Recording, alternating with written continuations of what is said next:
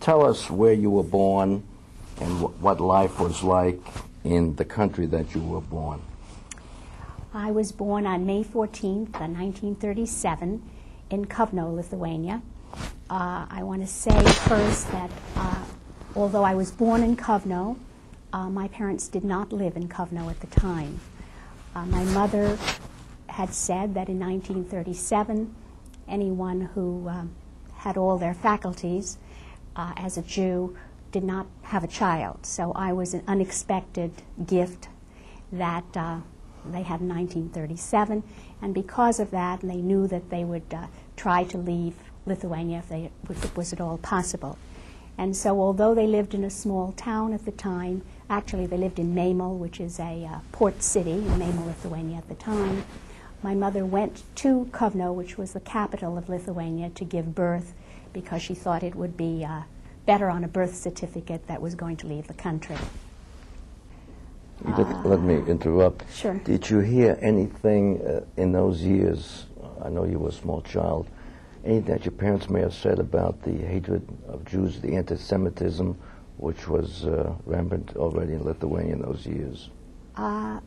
I did not know definitely of anything, but I have always been told that the Lithuanian people were a people to be feared, and that they were a very anti-Semitic group of people, and that probably I imagine that this is one of the reasons that my grandfather did not want any Lithuanian spoken in his home. He was very anti the Lithuanian language.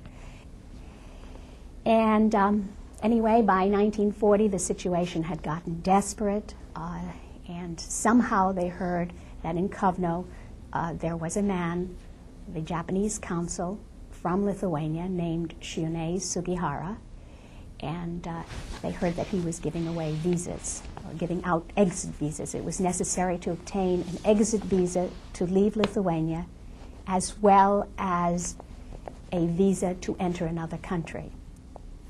I think they might have gotten this information because my grandfather was very active in Jewish organizations. And on July 24th, 1940, they received an exit visa from Shione Sugihara. My father received the exit visa number 7.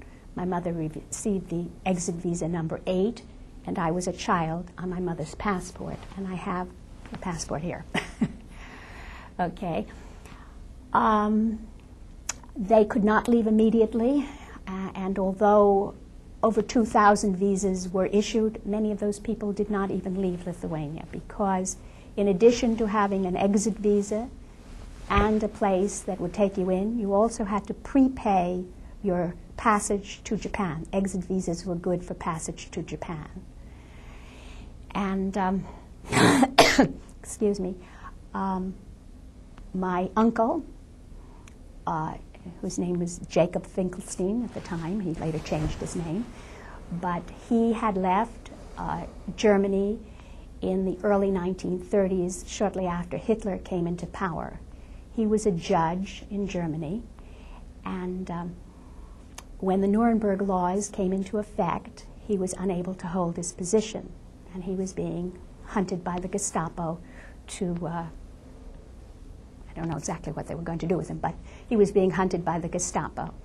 And the story is that when he was a judge in a courtroom in Germany, the Gestapo came in to arrest him, and a lawyer who was trying his case came up to him and said, "Mr. Finkelstein, I will create a diversion, and while I create a diversion, you go out through the window." And so this is just what happened. The lawyer created the diversion. My uncle went out through the window, and he was not arrested by the Gestapo, and he made his way to the United States. So by the late 1930s, he was already established in the United States, in Manhattan. He wired money through the Cook travel agency to provide passage on the Trans-Siberian Railroad for my mother, father, and me.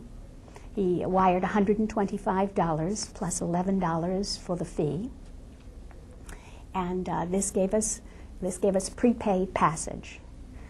My parents boarded the Trans-Siberian Railroad on November 19th of 1940, and they made a stop in Moscow on the 20th of November 1940. So I guess Lithuania is fairly close to Russia. And then they reboarded. They tried in Moscow, they tried to obtain a visa for entrance into the United States, but were unable to do this. They were unable to get a visa there. So they continued on the Trans-Siberian Railroad, and the story that I've been told is that along the way on the railroad, my father became ill. Now, I understand that they were not traveling, in sleepers, but were traveling in some kind of a coach-type arrangement. And it must have been a very unpleasant trip, and he became quite ill. And the authorities were going to take him off the train and leave him in Siberia. But a Polish Jew, and I don't know if he was a doctor or not, said he was a doctor, spoke to the authorities, and said that he was taking care of my father and that my father was just fine. And so he was able to remain on the Trans-Siberian Railroad. And in Kobe, Japan, they were aided by the HIAS, by the Hebrew Immigrant Aid Society, and they obtained, in Kobe, Japan, they obtained visas on the 13th of December, 1940. They obtained a visa to come to the United States. Do you feel that was one of the reasons why so many Lithuanian Jews perished? I think it's one of the contributing factors. I think so many Lithuanian Jews perished because the Lithuanian people were very eager to round up the Jews. I have been told by my cousin, who is a survivor of Stutthof concentration camp and who was in the Kovno ghetto, that the Lithuanians were worse than the Germans. And they could hardly wait to round everybody up and to pave the way for the German soldiers as they came in and to be in good standing with the Germans. And so they were very eager to round up the Jews and helped in every way they could. And they also killed a number of Jews even before the Germans ever got there. My grandparents were shot in October 1942 at the Kovno ghetto. And I have a certificate, that shows that, dates that and documents that. But they were taken in 1942. They were taken, and all the older people were lined up, and they were shot at that time.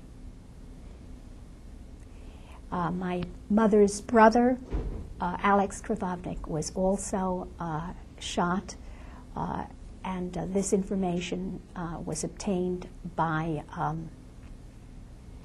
he was shot before his parents because he was a student, and he was shot with a group of students. Also somewhere, I guess there was a special part of the Kovno ghetto called Fort something or other, and here people were shot.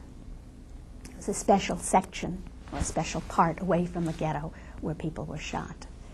And he was killed before my grandparents. So apparently the Lithuanians some Lithuanians were in collaboration with the Nazis during that period of time. I think they were more than in collaboration. They were out to impress the Nazis. They were going to impress them how how cooperative they were going to be and how helpful. And so they were eager to impress. So anti-Semitism was rampant even before the Nazis arrived in Lithuania. It must have been, it must certainly have been, and that's probably why the Jewish community stuck together, and the Jewish community, associated more with Jews than with non-Jews.